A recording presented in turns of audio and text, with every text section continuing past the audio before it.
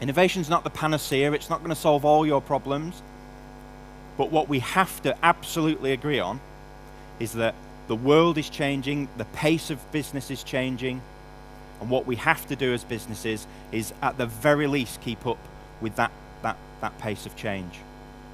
So here's what innovation should do and should deliver for us. Innovation is about doing and being different. It's about putting in place the right culture, the right processes, and the right approach to innovation so that we can stand in front of our customers and say, this is why we're different. This is why we stand out against our competitors. And innovation, above all else, gives us the tools and the ammunition to move away from having to have conversations purely about price. Because when you're different and you stand out, price becomes less of an issue. Less than 7 or 8 years ago, both Blockbuster and Kodak were global businesses. Blockbuster had global sales of around $5 billion. Kodak, similarly valued at around $6 billion.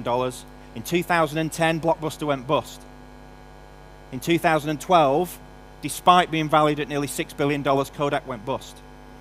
These are huge organizations with huge resources, huge abilities to innovate, and these guys and their industry and their sector were disrupted almost overnight.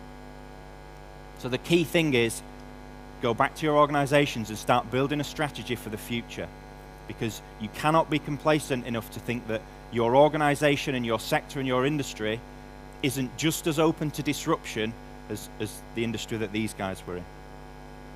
And the reality is, as it says at the bottom, 21st century competitive advantage will be different than it has been in the past and than it is today. And we have to start building our organizations that are able to cope with that.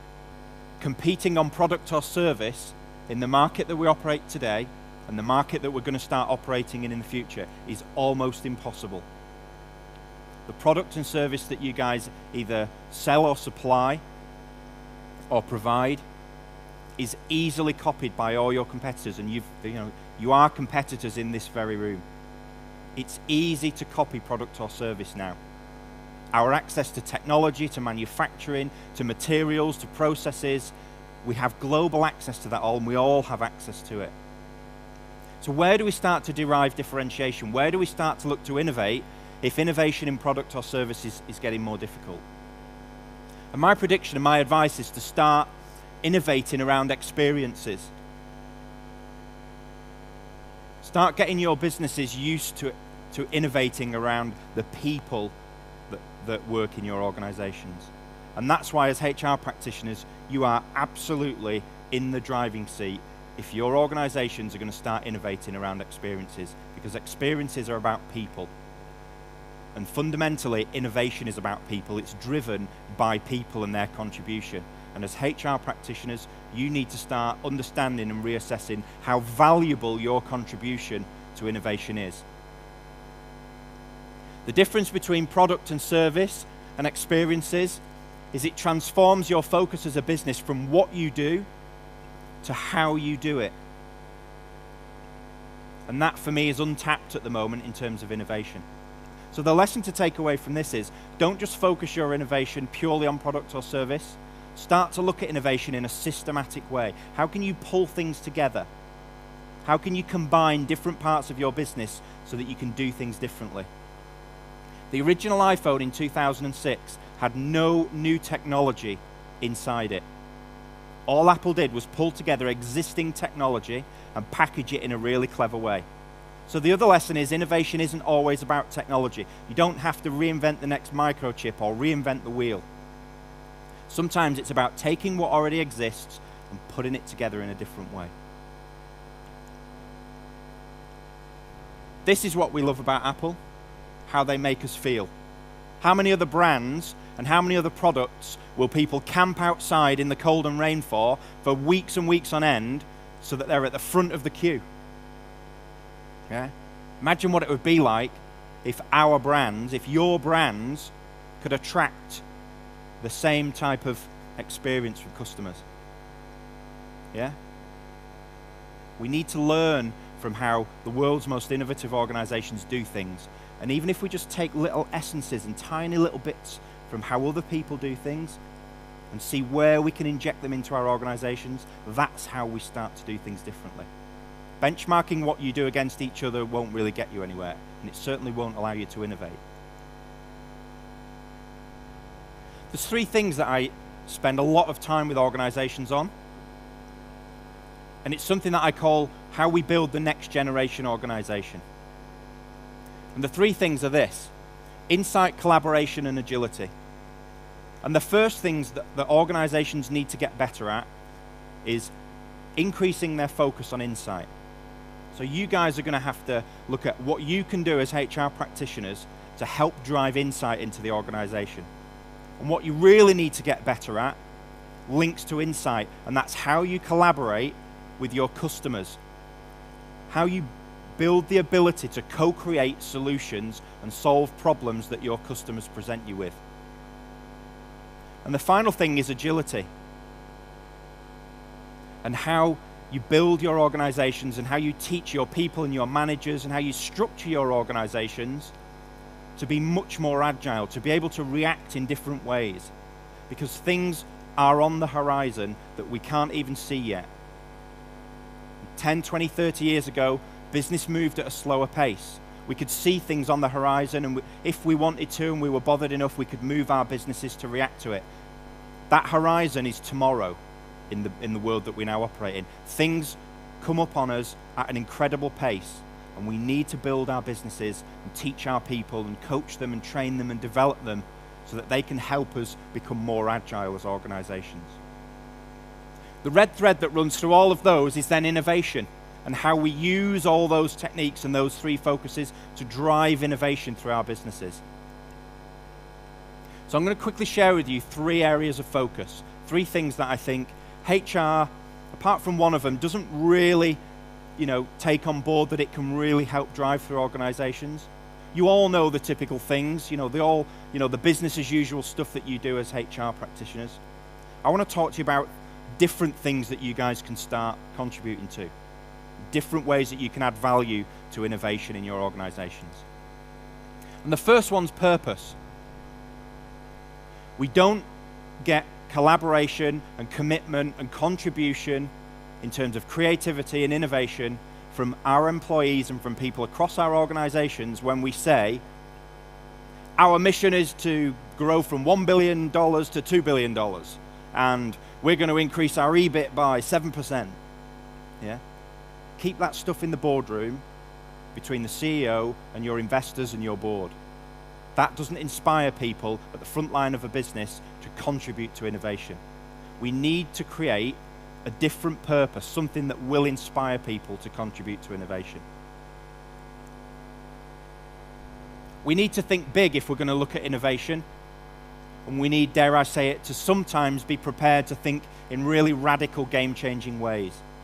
Virgin Galactic's a great example of someone saying, you know what, I've got a vision, I think we can do something, and in the face of all the experts telling me it's not possible, I genuinely believe we can do it. And lo and behold, in the very, very near future, the first paying customers will take their flight into space. So we have to be prepared to say, here's what I believe, here's my vision, here are my values, and I'm going to innovate in line with those. So radical innovation's great, right? We all want to create our version of Virgin Galactic and change the world and put a ding in the universe and all those, great, wonderful things. The reality is, we can't drive our businesses forward off the back of radical innovation. It takes time, it takes money, it takes resources, it takes big bets, and I know I'm going to use this word and you're all uncomfortable with it, but it means quite a big bit of risk as well, and that's something you guys don't like, right? But we still have to consider it, because radical innovation might actually be something that saves our neck in the future. We need to get comfortable and get used to thinking, what's next? What could we do? What does the future hold? What if our business actually goes out of business in 5 years? How do we prepare for that? What scenarios, could possibly come true? What happens if we end up being the next Blockbuster or Kodak? So how do we put ourselves out of business? The other reality is, right at the other end of the scale, there's incremental innovation. And the reality about incremental innovation is virtually every business in this room will already be doing it, you just don't talk about it. You'll be doing continuous improvement and lean and efficiency programs and tweaks. All that work and all that effort around just tweaking things, making things better, just improving processes, doing little bits of thing that on a daily basis makes the business a little bit better or a bit more efficient. Well, lo and behold, guess what? You are all already innovating. That is incremental innovation. So here's a quote from Steve Ridgway, who's the former CEO at Virgin Atlantic. And he said, "We fly exactly the same planes as everybody else. We fly them under the same very strict safety rules. Yet if you go on one of our planes and experience the service, you'll see it's very different from many others." They fundamentally understand that the experience is far more powerful than the product or service that they provide, because that's where they can differentiate. All the other airlines can say, yeah, but we fly an A380 or whatever it is. We've got 12,000 inches of leg room. We do X, we do Y. Any one of you and any one of your businesses can copy those tangible things. What's really difficult to copy is how the customer experiences your brand and how your people deliver that experience. That's unique to your business, and it's unique to the culture by which your business operates. Steve Jobs famously once said, start with the experience and work your way back to the technology. Work your way back to the solution that's going to provide that experience. And he was dead right. The second thing I want to talk to you about is insight, and how you as HR people and practitioners and HR directors can really help drive insight throughout the business. And the reality is, most certainly with incremental innovation, that insight comes from the people at the forefront of the business, the people on the ground doing the work, doing stuff. They notice issues, they notice areas where things can be improved. They're the ones where a problem occurs and they maybe have to solve it. And that's where you want to really drive insight from in the business. Yes, you've got to look at the horizon, you've got to look at trends, you've got to look at what's going to happen in the future. But you can put strategies around that. You can outsource things like that. What you can't compensate for is how much insight you can get from the people in your organization, the people who are faced with the challenges on a daily basis. So I spoke earlier on in the year at a conference around customer excellence. And this tweet is from one of my fellow speakers at the conference. He's an American guy, an absolutely amazing guy on customer experience and customer excellence. And his comment is absolutely perfect. It's right on the button in terms of culture. Behind every great customer experience is a great employee experience. If we do not build the right culture in our organizations, forget innovation. It's as simple as that. If I don't want to come to work, if I don't enjoy it, if I'm not really bothered about the organization, why am I going to willingly contribute creativity and ideas and different solutions? Why am I even going to waste my time doing that if I'm not absolutely switched on about coming to work? And I know it's difficult, and I know it's particularly difficult in your industry, but we just got to get over it. We've got to find creative ways of building the right culture, of engaging and inspiring people to really want to contribute to innovation. So here's another quote from Pernod Ricard, one of the most innovative companies in the world. And here's what they say about their culture. We encourage initiative, autonomy. We reward risk-taking. We don't chastise it. We recognize the right to make a mistake. So we recognize that for innovation, things might and will go wrong. Yeah? Whereas most companies chastise innovation, chastise mistakes. And that's just a massive barrier to innovation. We've created a motivating, respectful working environment. We encourage individual and collective commitment, and that accelerates performance. Our management style is based on a culture of innovation, and it inspires and motivates our employees. Look at the language used in there, and how many of you can say, yeah, we do that, and we do that, and we do that, and we do that. Not many of you, right?